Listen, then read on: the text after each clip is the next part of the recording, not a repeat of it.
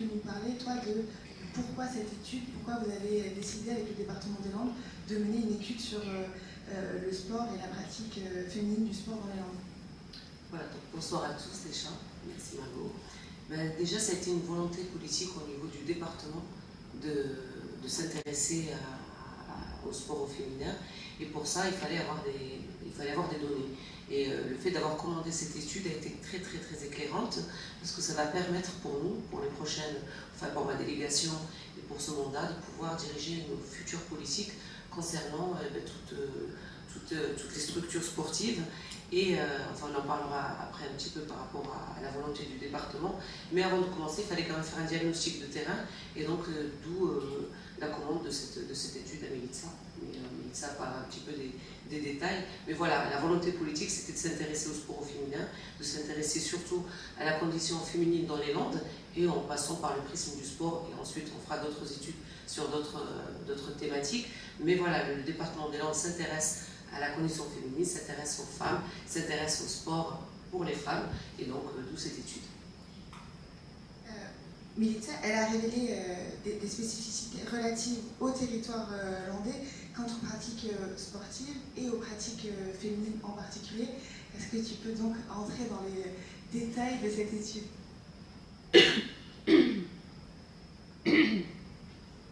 Bonsoir, est-ce que vous m'entendez? Oui. Bonsoir à tout le monde. Donc, moi, je vous présenterai quelques données statistiques, et notamment par rapport à la pratique féminine dans les Landes. Mais avant de commencer par les Landes, juste pour vous situer un peu le contexte et voir qu'en réalité, il s'agit plutôt de grandes tendances et de particularités territoriales. Donc, je vous présenterai quelques graphiques, dont notamment ce premier. Donc, il s'agit de chiffres datant de 2018 de l'INJEP, de l'Institut national de la jeunesse et de l'éducation populaire.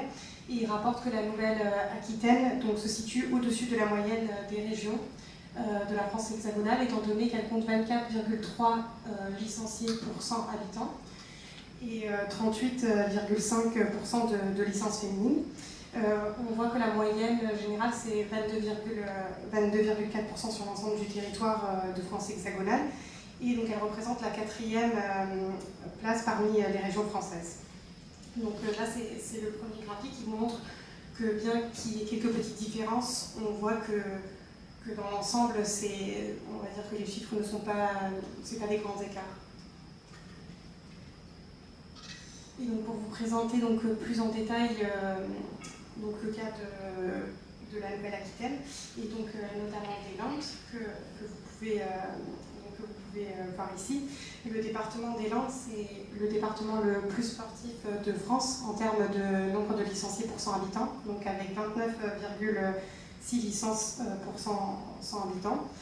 Et donc il y a une différence par rapport aux 24,3 qu'on a mentionné tout à l'heure, ou 22,6 au niveau de la France hexagonale. Mais on voit aussi que la part des licences féminines ne suit pas forcément cette classification, et que ce n'est pas en lien. Donc là, on peut voir sous forme de différents exemples. Par exemple, le département de la Creuse compte 25,3 licences pour 100 habitants et 40,3% de licences féminines. Donc en fait, il n'y a pas de connotation et de relation entre les deux. Et donc, ce qui fait que les Landes, avec ces 37,9% de licences féminines, se situent légèrement sous la moyenne des départements néo-aquitains, ce qui le positionnait dans ce cas-là en 7e rang en Nouvelle-Aquitaine. Donc, cela nous fait constater aussi que pour pouvoir en fait travailler sur ce sujet, qu'il faudrait développer plutôt des approches spécifiques que des approches globales, et qui prendront en compte particulièrement les attentes ou les besoins du public féminin. Parce qu'il y a notamment 3 disciplines qui ressortent, je crois que c'est dans la diapositive suivante. Voilà. Donc il y a le basketball, le golf, et ça ne figure pas dans le top 5, mais le surf aussi, qui sont 3 disciplines qui sont pratiquées avec un peu plus de mixité que les autres. Est-ce que, selon toi, c'est un lien avec notre territoire? Est-ce que le territoire aussi a une influence sur la pratique sportive et donc la mixité ensuite dans les pratiques? Oui, je pense que c'est un fort lien avec le territoire parce qu'en ayant fait donc, les analyses par rapport, en fait, l'unique fois où le basketball apparaît en première place en termes de part de licence féminine et de ce que ça représente, c'est dans les Landes. Et donc ça peut être en fort lien avec son histoire, de comment est-ce que ça a été transmis dans le temps. Et en fait, cette étude, elle avait permis notamment de mettre en lien et des statistiques, donc sont des données issues du ministère des Sports, mais en même temps aussi de le lier avec le terrain, et c'est notamment en échangeant avec le terrain qu'on m'avait raconté que, voilà, que même les curés, à une époque, donnaient cours de basketball dans les Landes et qu'il n'y avait pas un seul village où en fait il n'y avait pas de pratique du basketball. Donc par exemple, ça c'était l'exemple du basketball, mais ça peut être aussi l'exemple du rugby. Le rugby un nombre plus important de licenciés dans les Landes par rapport au reste de la Nouvelle-Aquitaine, alors que par exemple, on voit le football, certes, donc déjà on voit il y a 24% sur la totalité donc, de toutes les autres disciplines masculines, il recense ce nombre de licenciés, mais par exemple, c'est pas le maximum malheureusement qu'ils puissent atteindre. Par exemple, en Creuse, ils représentent presque 45%. Et là, c'est donc uniquement les licences unisport olympiques. Et sachant qu'il y en a 36 différentes disciplines, ça veut dire que les 31 autres disciplines ne représentent en fait que 31% du licencié par rapport au reste. Et donc, autre spécificité que Margot a mentionnée, c'est aussi le surf, notamment en lien avec le littoral landais, et donc qui, même s'il ne fait pas partie des top 5, 12% des licences au niveau national en fait, font partie de licences landaises. Est-ce que tu peux passer à celle des représentations en fonction celle d'après encore? Ouais, voilà.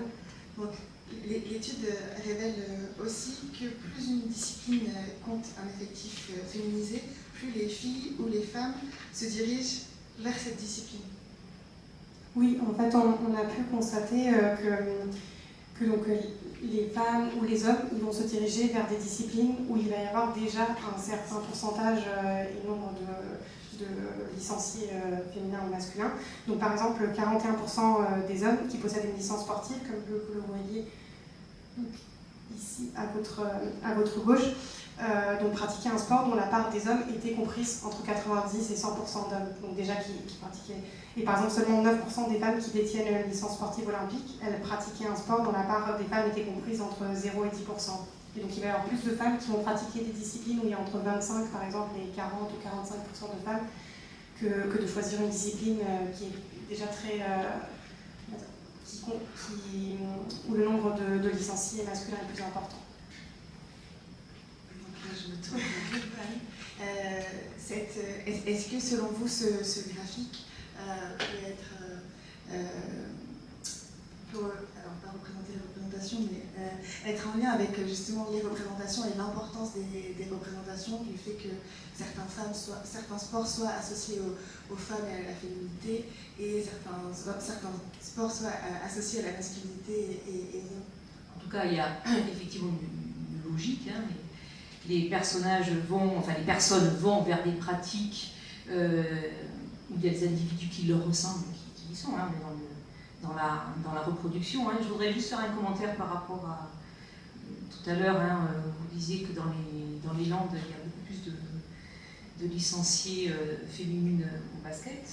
Parce que dans les Landes, le rugby c'était pour les hommes et le basket c'était pour les femmes. Hein. Les femmes dans le sport sont allées là où on leur laissait la place. Et toute l'histoire du sport montre effectivement que il y a des disciplines qui très longtemps n'ont pas été pratiquées par les femmes.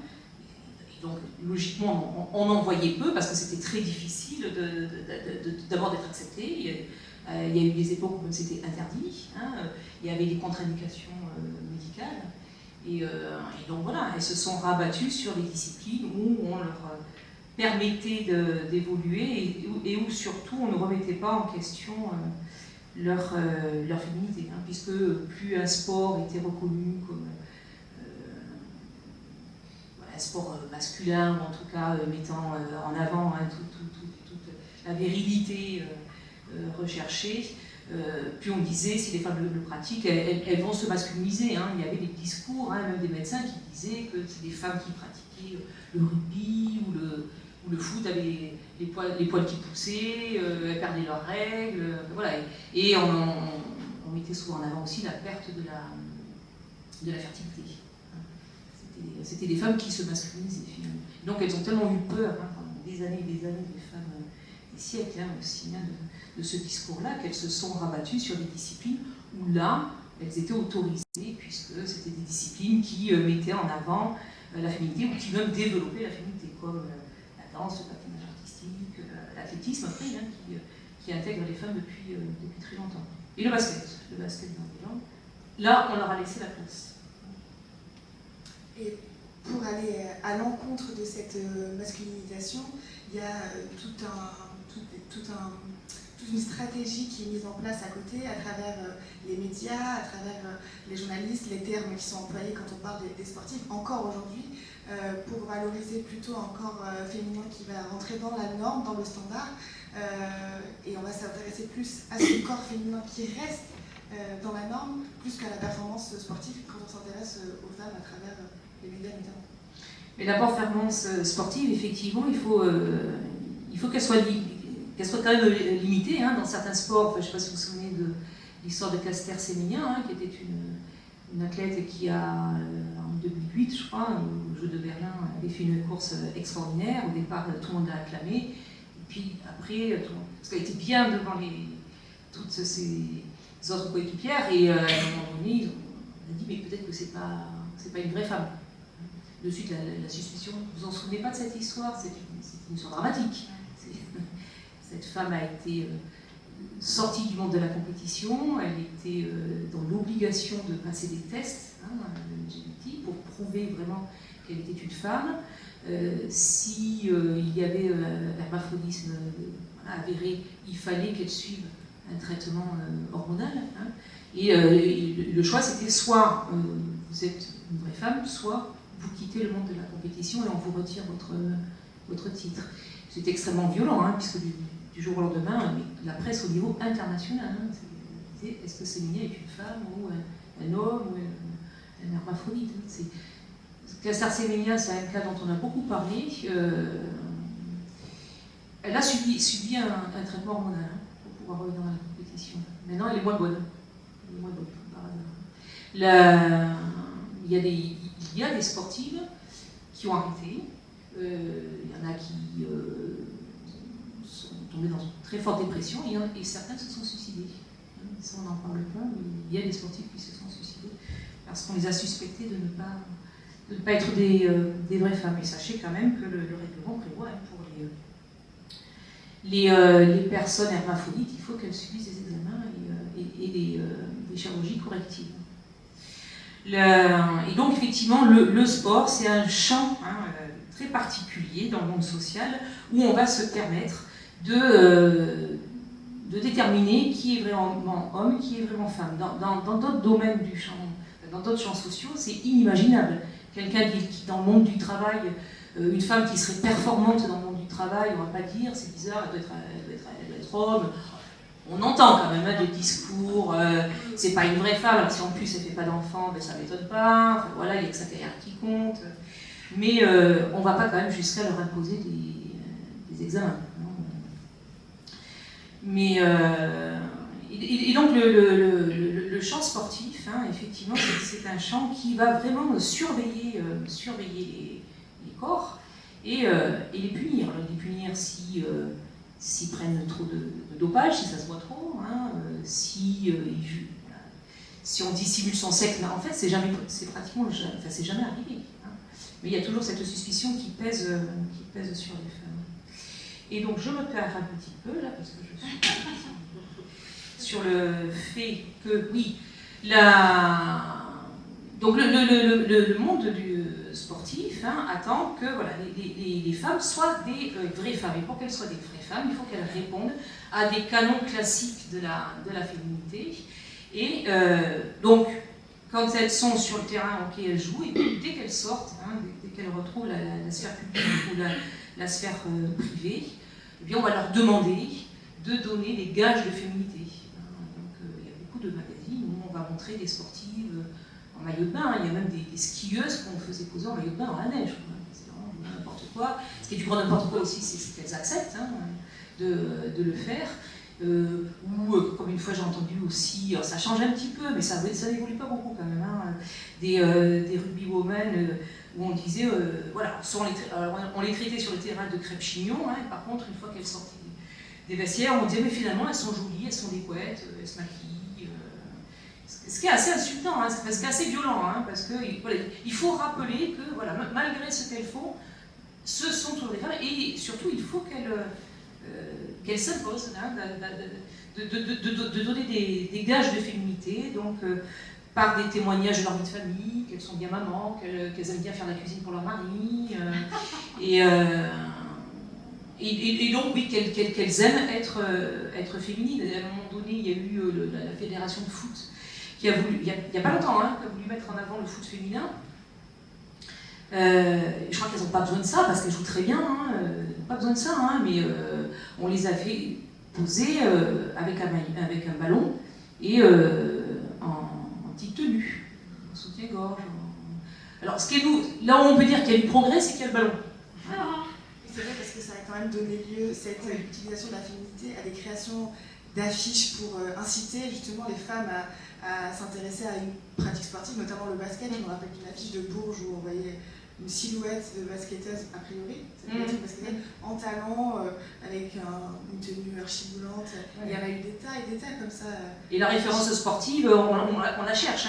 Il y a eu une affiche il n'y a pas très longtemps pour une équipe de hand.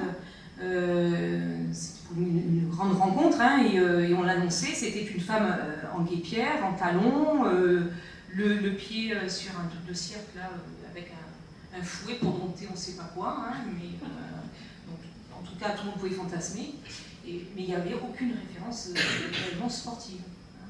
Donc effectivement c'est assez dur et assez violent pour toutes ces femmes qui pratiquent. Mais elles l'ont intégré, ça c'est ce qu'on appelle, bon, après je vais laisser la parole quand même, c'est ce qu'on appelle la domination masculine, l'intégration et l'incorporation. Les femmes elles-mêmes, les sportives elles-mêmes intègrent ces schémas dominants et donc vont jouer le jeu, vont critiquer les sportifs qui ne sont pas trop féminines, et il y a très peu, dans le monde sportif, très peu de femmes féministes qui vont défendre la cause des sportives.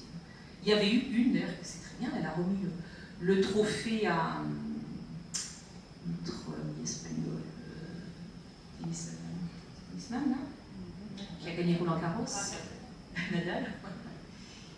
C'était la fameuse joueuse américaine qui avait défié un joueur. Parce que le joueur avait dit, mais même moi, je suis retraitée, voilà, je peux jouer contre deux femmes, il n'y a aucun souci. Elle a défié toute seule, et elle a gagné.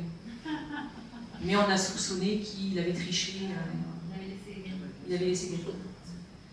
Juste si je peux réagir par rapport à ça, le rugby et la domination masculine. Une discussion dernièrement avec des joueurs de rugby hommes qui parlaient du rugby féminin. Et donc la question qui s'était posée, est-ce qu'elles sont obligées, le garçon a posé la question en disant, est-ce que les filles sont obligées de copier le rugby masculin? Pourquoi est-ce qu'il n'y a pas un rugby féminin? Et la réflexion c'était, au final, on regarde le rugby féminin, elle copie les garçons avec la troisième mi-temps, etc. Mais est-ce qu'il n'y a pas un rugby féminin? Donc ça c'est vraiment une question qui m'avait été posée. Je suis très mal placée pour répondre à cette question. Mais juste je soumets par rapport à je sais que vous êtes une connaisseuse. Ce qu'il faut répondre, c'est qu'il y a du rugby tout court, que toutes les pratiques, à ce que je sache, on ne joue pas avec le sexe, c'est soit avec des mains, soit avec des pieds, soit avec la tête. Et donc bien sûr, les rugbyman, comme d'autres sportifs qui avaient des disciplines qui étaient pas du tout pratiquées par les femmes pendant très longtemps, ont eu beaucoup de mal à accepter que les femmes s'approprient leur pratique. Surtout qu'en plus, on voit que les femmes, elles sont très performantes, elles deviennent de plus en plus performantes. Et quand elles suivent les mêmes entraînements, en athlétisme, on voit que l'écart se réduit, que les scores féminins d'aujourd'hui, c'est les scores masculins d'hier. Enfin bon, je suis en train de dire qu'on est tous à égalité et que les performances seront à un moment donné les mêmes. Mais voilà, Et là où au rugby, elles vont développer des compétences qui vont contourner peut-être effectivement la masse musculaire qu'elles n'ont pas aussi importante que les hommes, mais elles sont très techniques par exemple. Et moi j'ai beaucoup d'anciens joueurs, d'anciens dirigeants, d'anciens entraîneurs qui me disaient je retrouve le plaisir du rugby en regardant les femmes. C'est pas que non, mais puis pourquoi copier hein, dire elle nous copie. De toute façon, ça c'est l'argument hein, qui est toujours avancé. Et quand je faisais ma thèse sur le rugby, j'entendais dire effectivement, elles nous copient, voire elles sont pires que nous. Ça c'est la ligne franchie. Hein, et donc, elles sont pires que nous, elles pissent contre le comptoir. Donc j'aimerais bien savoir comment les filles font. Hein. Mais voilà, c'était beaucoup de fantasmes. Moi j'ai fait le 3e mi-temps avec les filles, c'est pareil quoi. Elles boivent et elles rigolent. Voilà. Après, je ne sais pas si c'est peut-être... mais en fait, ça m'a fait penser aussi que la Fédération française de rugby, il n'y a pas si longtemps, elle a publié justement une mallette pédagogique où c'était indiqué déjà, il y avait tout l'historique sur le rugby, la pratique féminine du rugby, mais aussi à un moment donné, c'était écrit le rugby féminin et masculin est le même. Après, pour développer donc, en fonction de... Il y a différentes parties qui traitaient vraiment de la morphologie, d'autres éléments qui faisaient que voilà, certains entraînements étaient à pratiquer d'une façon ou d'une autre. Enfin, il pouvait y avoir des différences dans ce sens-là, mais que c'était le même sport. Donc même si voilà, il y avait d'autres éléments qui faisaient que voilà, il faut faire peut-être plus attention, je sais pas, il y avait indiqué par exemple au cervical ou à d'autres zones d'entraînement à approfondir dans l'entraînement. En fait, au final, c'était le même sport. Et rien que de lire tout l'historique et tout ce qui est en lien avec ça, c'est impressionnant comment ça a évolué entre-temps, même dans le sens du nombre de licenciés. Mais voilà, juste de comprendre, première phrase, que c'est le même sport, que c'est pas un sport différent, juste parce que voilà. Mais catégoriser, du coup, fille, garçon ou homme-femme, ça rassure aussi et ça conserve tous ces attributs masculins et les attributs féminins. Pour revenir un petit peu à la question de communication, on parlait des affiches, des campagnes. Ça, ce qui c'est ressorti aussi de l'étude menée par Militia et le département, c'est un volet que vous allez développer un peu, Salima, sur la communication et la communication autour du sport féminin pour que cet enjeu autour des représentations puisse évoluer. Voilà, tout simplement. Si on revient à ce qui a été dit tout à l'heure, que les garçons vont aller vers un sport parce qu'il y aura déjà des garçons et les filles vont aller vers un sport parce qu'il va y avoir des filles. Donc du coup, ce qui ressort de l'étude et que nous on va développer, c'est qu'il faut déjà mettre beaucoup plus en valeur le sport féminin, du coup les filles qui font le sport en général, et sur les affiches, faire voir lorsqu'il y a un match de rugby masculin et lorsqu'il y a un match de rugby féminin, on ne leur donne pas la même importance. Pareil pour le foot. Donc nous, au département, on va être assez vigilants là-dessus, on va encourager tous les médias qui vont pouvoir accompagner cette communication-là. Et nous, déjà, en interne, avec la communication du département, on va vraiment développer cette question et mettre en lumière tous ces sports où les filles sont un petit peu absentes médiatiquement, en fait. Parce que quelquefois, elles sont dans le sport, mais on ne le sait pas. Les gens ne le savent pas, le public ne le sait pas. Quand on parle de rugby, si on passait un peu plus de matchs de rugby féminin, peut-être qu'à force, tous ces a priori et ces fantasmes de croire que les filles ne jouent pas de la même manière que les garçons ou alors jouent moins bien que les garçons, si on regarde un match, déjà on est aussi bien pris dans un match de filles que dans un match de garçons. Mais pour ça, il faut que le grand public le sache, que les plus jeunes le sachent. Enfin, nous, avec Margot, pour accompagner les plus jeunes, la dernière fois, les filles, quand elles sont allées jouer au rugby à Bordeaux, elles n'avaient jamais joué au rugby, elles sont revenues ravies, elles ont réussi à gagner parce que c'est une équipe mixte. Les garçons qui sont partis faire ce concours depuis des années n'ont jamais gagné, et là, cette année où les filles sont allées avec eux, après c'est des jeunes de 12-13 ans, en gagner. Donc du coup, le rugby féminin, les filles elles ont dit en fait c'est pareil, on a envie de faire du rugby autant que les garçons. Mais pour ça, voilà, il a fallu qu'elle joue, il a fallu qu'elle découvre. Pareil, grâce à la communication, on s'est inscrit sur un concours, il y avait une affiche, donc tout simplement le fait entre guillemets, de vulgariser tous ces sports qu'on dit masculins, ça va permettre à plus de filles d'y aller. Puis nous, reste à nous maintenant, c'est notre défi pour les prochaines années, de pouvoir les mettre en lumière, leur donner la place qu'elles méritent. Parce qu'on a effectivement dans les Landes aussi l'étendard Basketland, qui sont les sportifs par excellence de notre département. Mais du coup, la lumière est très très souvent sur cette équipe et finalement très peu sur les autres équipes féminines. Voilà, tout à fait. Le fait d'avoir Basketland avec cette force de communication, parce qu'elles ont bien compris, les filles, elles ont vraiment, au niveau de la communication, c'est des pros. Voilà, c'est vrai que les autres clubs sont un petit peu oubliés, les autres sports sont un petit peu oubliés. Si on peut mettre au même niveau, pareil, le rugby, c'est pour parler depuis des années, monter une équipe de rugby comme pour le basket, une rugbyland, ce serait formidable. Et ça permettrait à plein de petites filles aussi d'avoir envie d'y aller. Donc pareil, ne pas faire de préférence ni de différence, mais essayer de mettre un petit peu, rééquilibrer un petit peu la lumière et pouvoir mettre en valeur les autres. Militza, dans les objectifs qui ressortent de l'étude, apparaît donc nécessairement la lutte contre les stéréotypes, et ça passerait notamment par la promotion de la mixité de certains sports.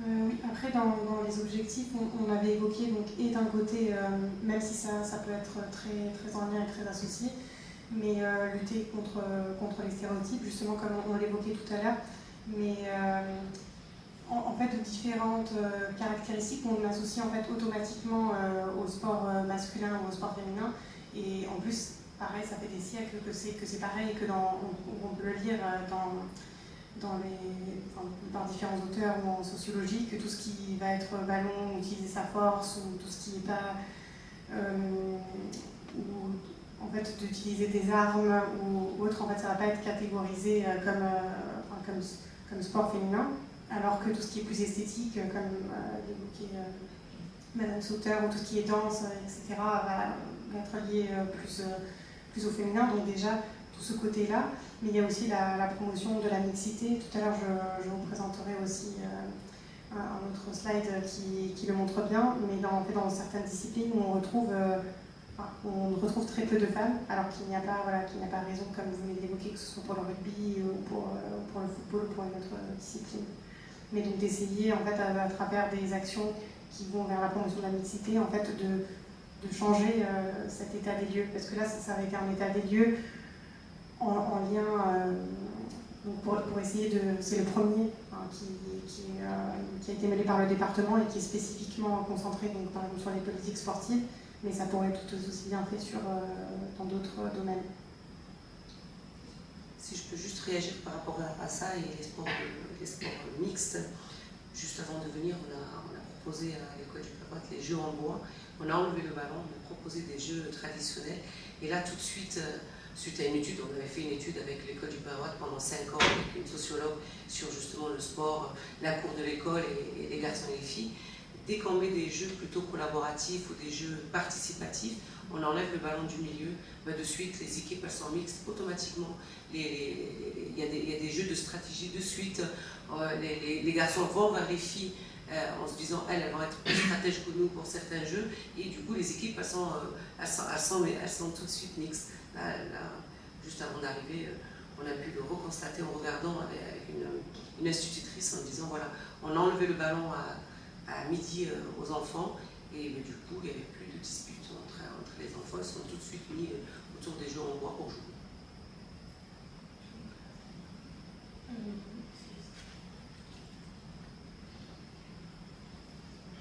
Je pense qu'elle peut parler à tout le monde. Donc ce qu'on a pu constater, c'est que les disciplines qui comptaient le plus de licenciés, notamment le football et le rugby, étaient en fait les disciplines où il y avait le moins de licenciés femmes.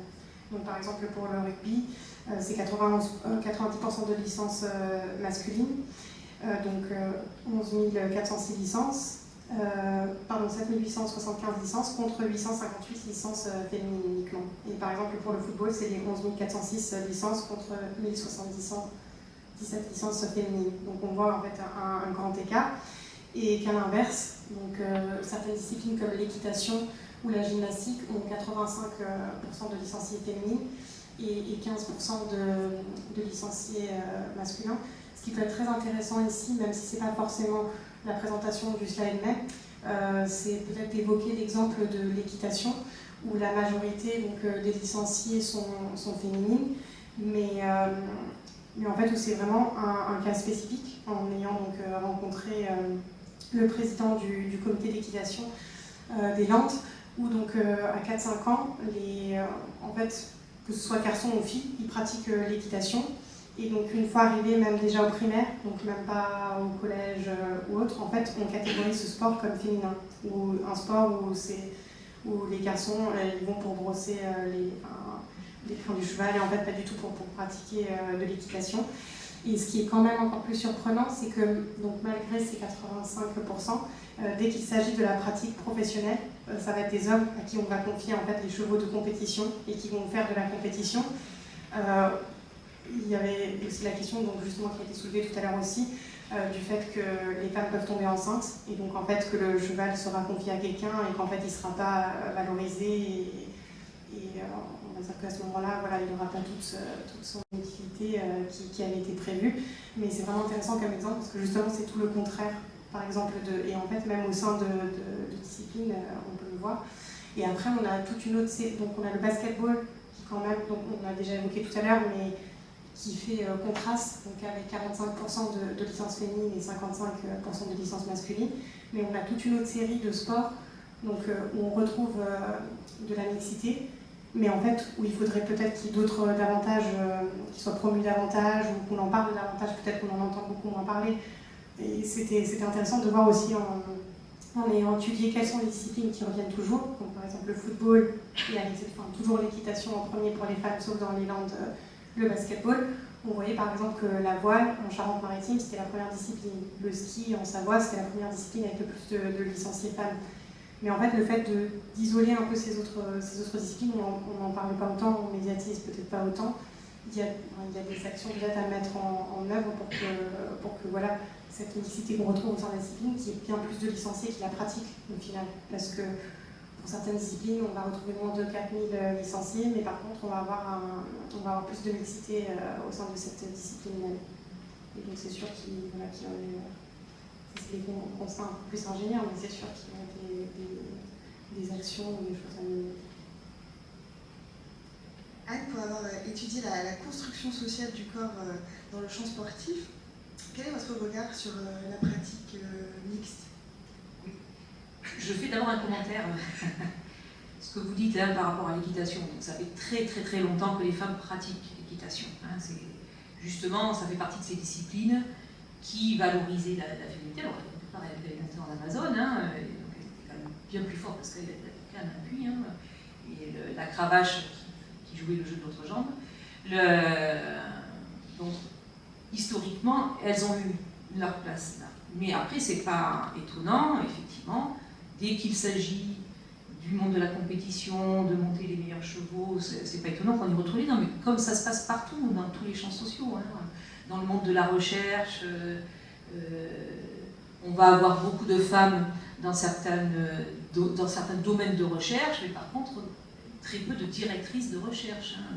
Puis on monte dans la recherche. Donc partout, les inégalités hommes-femmes ressurgissent. Donc il faut toujours être très très vigilant. C'est pas parce qu'il y a beaucoup de femmes dans une discipline qu'il n'y a pas d'inégalité entre les hommes et les femmes. Et c'est pas parce qu'on a des pratiques mixtes qu'il y a une parfaite égalité.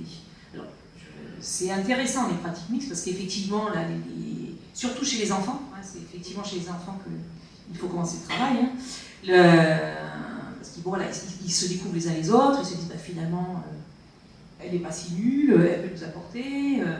Mais moi, donc, pour avoir étudié quelques disciplines mixtes, hein, on retrouve des inégalités. Au sein même par exemple le korfball, hein, non, c'est pas le korfball, je sais plus, en fait, c'est un sport, c'est comme un Ultimate, voilà. Merci. Comme un gros frisbee. Et donc, il y a 2 équipes, chaque équipe est mixte, mais il y a des chercheurs qui ont fait des observations d'entraînement, compétition, et comme par hasard, quand il y a le point fatidique à marquer, on dit aux filles, bon, on va le donner aux garçons, on les change de place, on ne les met plus aux places stratégiques, parce que là, quand même, c'est du sérieux. Là, il faut gagner. Et donc, on retrouve dans toutes les pratiques, a priori, parfaitement mixtes, on retrouve quand même toujours, il y a toujours du masculin dominant qui s'immisce.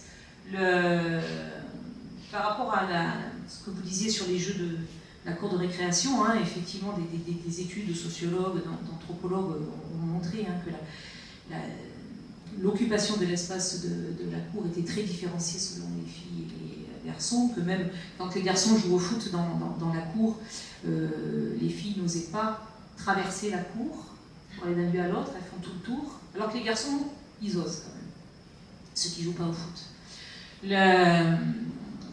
Et je voudrais vous parler d'un travail qui a été fait par une ancienne footballeuse, Nicole Abar, qui était une très grande footballeuse, et plus capée de l'histoire du foot féminin, et qui, alors je ne sais pas si vous avez entendu, si vous vous souvenez de cette histoire à Duplessis-Robinson, le club de foot, où il y avait un club de foot masculin, il y avait aussi une équipe féminine. Elle entraînait les filles, après ça, une fois qu'elle a fini sa carrière de footballeuse, alors pas professionnelle bien évidemment. Pour la petite histoire, elle a joué au foot parce qu'on l'a prise pour un garçon. Et quand les garçons ont vu à quel point elle était bonne à marquer tous les buts, elle a été acceptée, mais arrivée à l'adolescence, il a fallu qu'elle choisisse. Et là, on lui a dit, il faut que tu ailles rejoindre un club de foot féminin. Et elle-même a dit, oh non, je ne veux pas aller jouer avec les filles, elles sont nulles. Et elle dit extraordinaire, je suis arrivée dans ce club de foot, toutes les filles étaient super bonnes, enfin, voilà, elle s'est éclatée pendant des années. Et donc elle a entraîné les filles après Duplessis-Robinson, elles montaient de plus en plus, elles étaient arrivées à un très bon niveau, les garçons étaient en dessous d'elles. Il y a eu un problème de financement du club. Les dirigeants ont dit aux filles, bon ben écoutez, voilà, on n'a plus de sous pour vous, trouvez-vous un autre club. Alors même qu'elles avaient des meilleurs résultats. Ça c'est un grand classique, il y a plein de clubs de rugby aussi qui se sont séparés de leurs joueuses parce qu'ils n'avaient plus d'argent, ils ont préféré garder des garçons qui ne rapportaient pas des boucliers. Mais c'est comme ça que les filles d'Arudi, par exemple, sont parties à Lons, à côté de Pau, en faisant 1 heure de route pour les entraînements. Elles étaient restées motivées. Et donc elle a fait un procès, Nicolas Barin, elle a gagné. Il y a une jurisprudence maintenant, on peut condamner un club s'il vire les filles sans aucune raison, simplement parce que ce sont des filles. Et Nicole a monté une association qui s'appelle Liberté joueuse à Toulouse. Et elle propose aux écoles primaires, aux instituts qui ont envie d'intervenir une année. Et là, le ballon, il reste là. Mais par contre, elles font tout un travail avec les enfants et elles ne disent pas on va jouer au foot. Alors, elles, parce qu'elles sont 2, elles disent voilà, on va faire des activités tout le long de l'année. Mais il y a aussi des discussions sur qu'est-ce que fait ton père, ta mère, ta soeur, ton frère, à quoi ils jouent. Est-ce que la poupée c'est pour les filles? Ah bon, mais toi t'as bien un Big G. En fait, c'était les garçons poupées. C'est une poupée, ça? Ah oui, c'est vrai. Enfin, voilà. Donc, elle discutait en même temps avec les enfants. Et puis petit à petit, donc, elle les amenait à des activités sportives qui allaient les faire jouer au foot. Alors c'était par exemple, elle faisait le jeu des coqs et des poules. Alors bien évidemment, quand elle disait qui va être les poules, qui va être les coqs, alors les filles les poules, les garçons les coqs, donc, ok. Et puis après on change les rôles. Et donc elle les amenait petit à petit comme ça à jouer les mêmes choses. Et elle les a amenés à jouer au foot. Et il y a des filles qui se sont révélées très très bonne au foot et qui ne l'auraient jamais été spontanément, en fait, parce qu'elles se seraient auto-censurées. Les filles s'auto-censurent très souvent. Au foot, non, c'est pas la peine de mettre un ballon, j'y arriverai jamais. Comme les filles s'auto-censurent aussi encore. C'est encore vrai pour les maths, pour les filières scientifiques. Même si on sait qu'il y a de plus en plus, il y a de plus en plus de filles dans les filières scientifiques, que c'est elles qui ont le plus de mentions quand le bac existait, elles arrêtaient quand même après.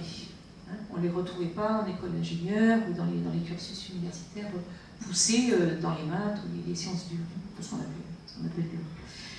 Donc il y a une autocensure, et une autocensure aussi pour les pratiques sportives. Et si effectivement je vois une discipline où il n'y a que 3 nanas et 150 mecs, je me dis ça c'est pas pour moi. Donc je vais m'auto-censurer.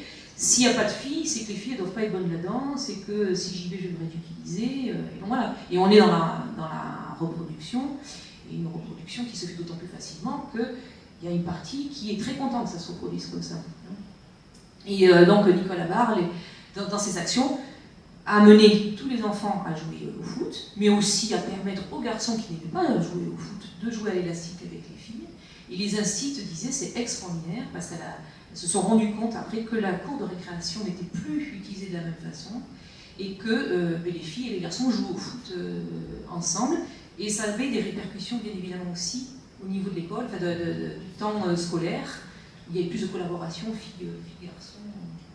Il y a une expérience qui avait été faite aussi avec le rugby, avec des adolescents. Et en classe, ils arrêtaient de se foutre dessus. Et vraiment, ça a changé complètement les relations filles-garçons. Je suis d'accord sur le fait que les filles s'auto-censurent, mais je voudrais rajouter quand même que par rapport à des clubs où il y a 3 filles et 10 garçons, ou 12 ou 13 garçons, ce qui est ressorti lorsqu'on interroge quand même les enfants, c'est qu'en fait les clubs ne font rien non plus pour pouvoir accueillir ces jeunes filles. Les filles qui ont voulu jouer au foot, elles se retrouvent, il n'y a pas de vestiaire comme il faut, il n'y a pas de... Au niveau des coachs, lorsque c'est un coach garçon, quelquefois il y a des petites incompréhensions sur certaines choses, et plus elles grandissent, plus elles sont mal à l'aise, surtout à l'âge de l'adolescence, ce qui est ressorti par une émission, c'est toi Margot qui a initié cette émission, avec Inde. Les enfants à 12-13 ans n'ont pas d'a priori en réalité. Ils apprécient jouer au foot avec une fille, en interrogeant les garçons, à partir du moment où elles jouent bien au foot comme les garçons, il n'y a pas d'a priori. Mais les plus grandes filles qui ont joué au foot ont arrêté de jouer parce qu'elles se sont retrouvées dans des clubs où elles n'étaient pas bien accueillies, où il n'y avait pas les conditions nécessaires pour les accueillir. Donc du coup, je pense que ça doit y faire beaucoup.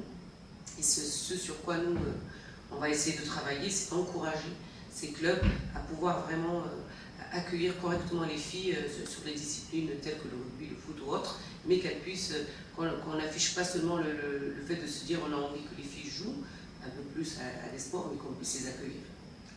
Oui, excusez-moi, je me permets, mais c'est sûr, c'est travailler effectivement sur l'encouragement des filles à pratiquer n'importe quel sport, comme les garçons aussi, parce qu'il y a des garçons qui s'interdisent certaines disciplines. Ce n'est pas effectivement juste travailler au niveau de la promotion et de la visibilité, et même quand c'est sur la visibilité, faire attention à comment on les rend visibles. C'est pas la peine de prendre la plus jolie joueuse pour la mettre sur l'affiche, parce qu'il faut que toutes les filles puissent s'identifier. L'identification, c'est important, mais c'est aussi effectivement s'assurer que les clubs puissent les recevoir. Dans le rugby, énormément de filles qui font plein de kilomètres parce qu'elles n'ont pas un club près de chez elles. Le foot, c'est pareil. C'est aussi féminiser les termes, ou là, l'écriture inclusive. Par exemple, l'expo, c'est une très belle expo. Mais je vois tous au sport, sport pour tous. Et tous, je suis désolée, c'est pas du neutre. C'est une fille, quand on dit tous, non, j'entends pas toutes. Mais ça, on a tellement intégré que c'est le langage dominant, de toute façon, ça englobe tout le monde. moi je dis d'accord, ok, puisque on peut utiliser un terme et ça englobe tout le monde, mais à ce moment-là, disons tout au féminin. Et à chaque fois que je dis ça, on me dit, oh ben non, quand même. Là, les hommes, ça égratigne les oreilles, mais je comprends. Comme ça. Si on veut que les filles s'identifient à de nouveaux modèles, il faut leur parler directement. Et leur parler directement, c'est aussi utiliser le féminin. Donc, c'est pénible, mais il faut être vigilant tout le temps, surtout. Quoi. Ça, c'est les sciences sociales et sur la personne. Donc, il y a le langage, on est bien d'accord, les infrastructures, les équipements, parce que pendant longtemps aussi, les filles, les femmes ont fait avec les tenues des hommes. Et puis il y a aussi l'espace public et la manière dont les infrastructures sont réparties et l'accessibilité. L'accessibilité, j'entends le lieu, on l'évoquait. Les Landes, c'est un très grand département, donc parfois on est amené à faire des tas et des tas de kilomètres. Et il y a aussi, en termes d'accessibilité, des aides financières. Et ça, c'est aussi un dispositif qui a été mis en place par le département. Est-ce que vous avez constaté, Salima, dites ça, je ne sais pas laquelle de vous deux est en mesure de répondre, si les chèques sport qui ont été mis en place par le département servent aux filles autant qu'aux garçons, peut-être plus aux filles, peut-être plus aux garçons, est-ce que ça dépend des disciplines? Après, pour les différents dispositifs, parce que je n'ai pas indiqué au début, comme ce n'était pas forcément une présentation de toute l'étude, mais c'est vrai que toute la première partie, elle concerne vraiment un état des lieux et une présentation du territoire, que ce soit comparaison des régions, puis au niveau Nouvelle-Aquitaine, puis les différents départements. Et la deuxième partie, elle concerne vraiment tous les dispositifs du département qui ont été passés donc, sous cette analyse genrée pour voir en fait pour les différents dispositifs à quoi est-ce que ça correspond. Et donc c'est vrai qu'on avait fait des constats, notamment par exemple à l'âge aussi, qui avait été évoqué tout à l'heure, mais la pratique jeune est très importante et fait partie du cœur de la politique du département. Et plus de 27 000 licenciés, ce qui représente quand même le quart des licenciés, en fait sont des licenciés qui ont moins de 15 ans. Donc il y a un fort travail qui est fait sur cela et surtout au travers de différents dispositifs. On a remarqué que autant, par exemple, entre 3 ans et 11 ans, toutes les actions que pouvait mener, par exemple, le non-sportif de l'enseignement premier degré, on voyait qu'il y avait 50% ou 51% même de licences féminines qui ont été attribuées.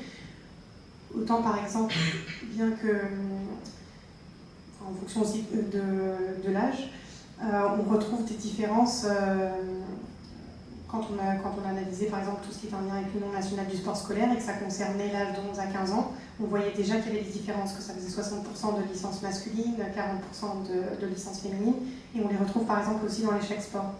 Et dans l'échec sport, on va aussi retrouver, par exemple, les mêmes disciplines qu'on a évoquées tout à l'heure. On va voir qu'il va y avoir beaucoup plus de licenciés qui vont faire du basketball, ou qui vont faire du football, ou qui vont faire du rugby, que par exemple d'autres. Mais le principe, par exemple, qui est très intéressant sur les chèques sport, c'est qu'il y a deux possibilités. Donc il y a le financement d'un premier chèque sport, mais aussi d'un deuxième. Et en fait, on a vu que pour le deuxième, déjà c'était différent. C'était multisport, badminton, tennis de table. Donc le premier choix ressemblait donc à tout ce qu'on avait pu constater déjà dans l'état des lieux, qui n'est pas, on va dire, de l'âge adulte, mais de l'âge en global des constats généraux. Alors que par exemple, quand on s'intéressait au plus près, on voyait qu'en fait ça pouvait aussi un petit peu diverger. Et sachant qu'au niveau national, la tranche d'âge entre 10 et 14, c'est là où il y a le plus en fait, de jeunes qui pratiquent et le plus de filles aussi qui pratiquent. En fait, il y a beaucoup de travail à mener en ce sens-là pour que ça puisse évoluer. Et cette année, justement, il y avait aussi un autre constat, c'était en lien avec l'UNSS, où pendant une journée donc sportive, ça avait permis de réunir plus de 2100 élèves qui sont venus pratiquer et découvrir différents sports. Et donc, afin d'encourager justement cette pratique jeune, donc à la place d'avoir une journée comme ça dans l'année, maintenant il y aura 2 journées dans l'année où les enfants pourront découvrir les différentes disciplines, ou peut-être celles de laquelle ils n'ont pas trop entendu parler. Mais c'est vrai qu'il existe un fort nombre de dispositifs départementaux justement qui accompagnent la pratique tout au long de la vie. Et quand je dis tout au long de la vie, c'est vraiment tout au long de la vie,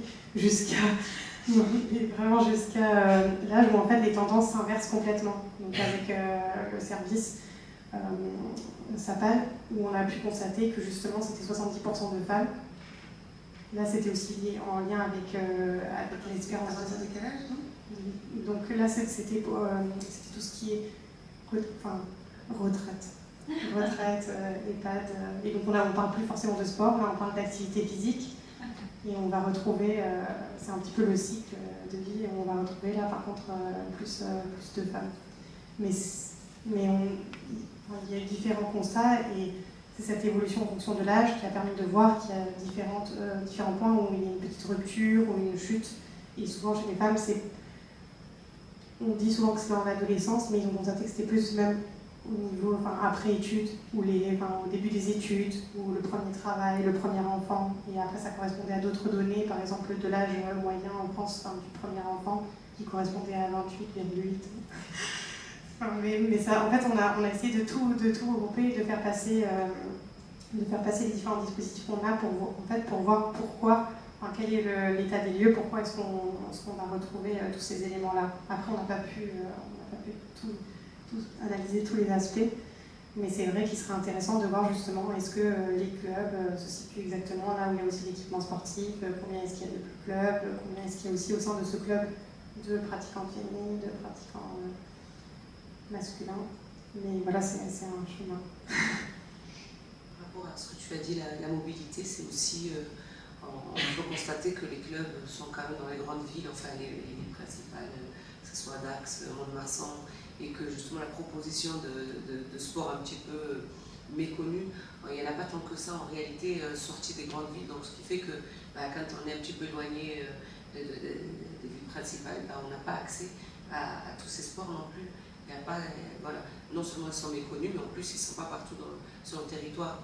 C'est lié certainement, mais ça ne va pas aider ceux qui ont envie de faire un autre sport que le foot, le basket ou le rugby, faire autre chose s'il n'y a pas les clubs à moins de je ne sais pas combien de kilomètres de chez eux.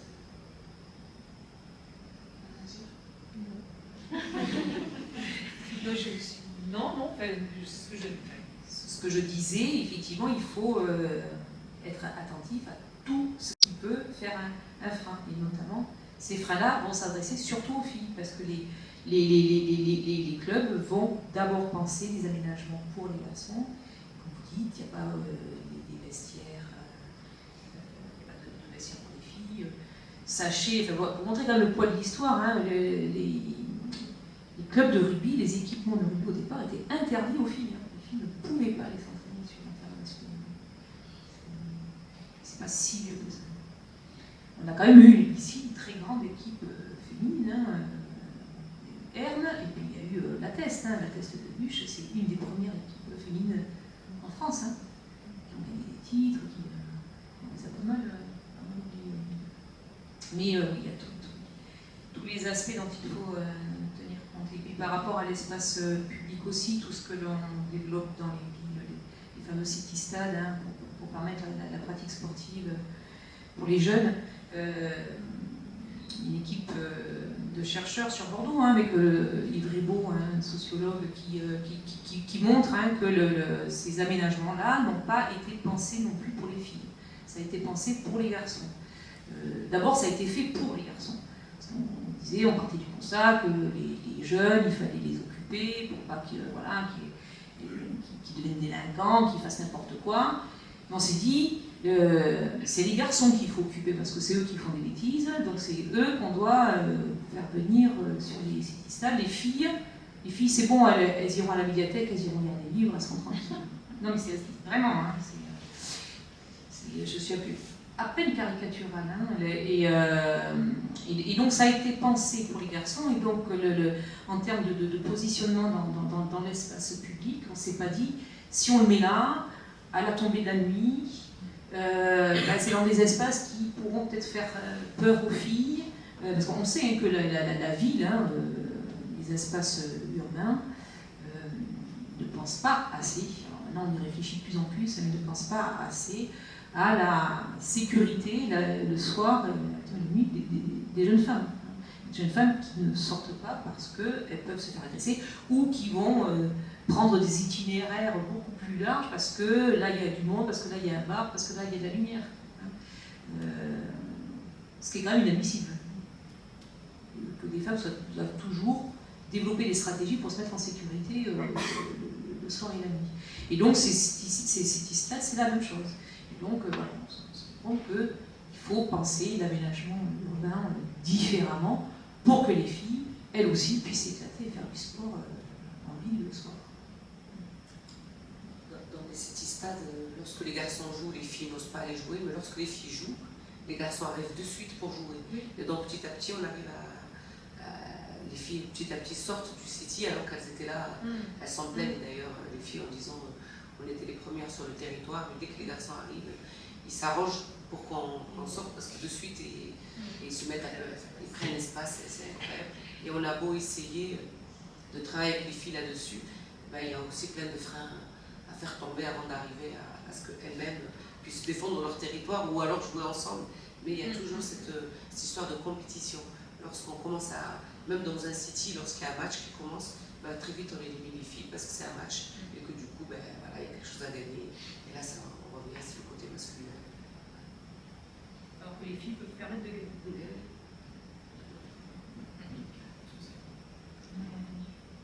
Elles peuvent gagner carrément.